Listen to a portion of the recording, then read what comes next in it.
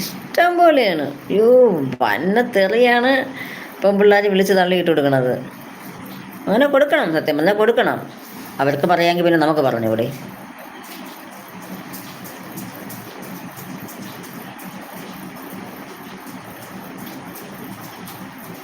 ഓ, നമ്പറൊക്കെ ഇട്ടിട്ട് പോകണം.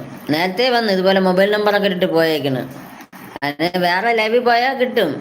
ഈ നമ്പർ എടുത്തവർ എടുത്തോളും, കുഴപ്പമില്ല. നമുക്ക് വേണ്ട. ഇത് രണ്ടാമത്തെ പ്രാവശ്യമാണ് വന്നത്.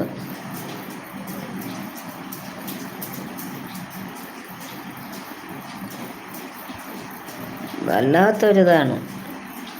പല രീതിക്കുള്ള ആണുങ്ങളാണ് ഇതിനകത്ത് വരണത്. അപ്പോ ഇതെല്ലാം കണ്ടും കേട്ട് ഇരിക്കാമെങ്കിൽ മാത്രമേ ലൈവ് ചെയ്യാൻ പാടുള്ളൂ. സത്യമായിട്ടും ചില അവളുമാരും ഉണ്ട് മോശം. ഡ്രസ്സ് പോലും നല്ല രീതിക്കുള്ള അല്ലാതെ ചെയ്യുന്നവരൊക്കെ ഉണ്ട് കേട്ടോ. മോശമായിട്ടാണ് കാണിക്കുന്നത്. പെണ്ണുങ്ങൾ തന്നെ അഴുക്ക. ഞാൻ ആണുങ്ങളെ പറയണ്ട, പെണ്ണുങ്ങൾ തന്നെയാണ്.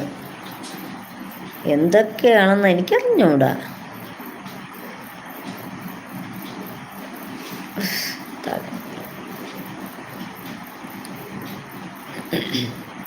നമ്മൾ ഡ്രസ് കോഡ് ശരിക്കും പറഞ്ഞാൽ നന്നായിരിക്കണം. ഒന്നാമത്തെ കാര്യം അതാണ്.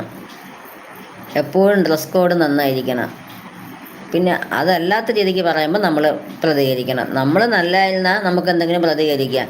നമ്മൾ യാഥാ രീതിക്ക് ഇരുന്നും കൊണ്ട് കാണിച്ചും കൊണ്ട് പിന്നെ നമ്മൾ പ്രതികരിക്കാൻ നിന്നിട്ട് കാര്യമില്ല. നമ്മളെ ഡ്രസ് കോഡ് കറക്റ്റായിരിക്കണം.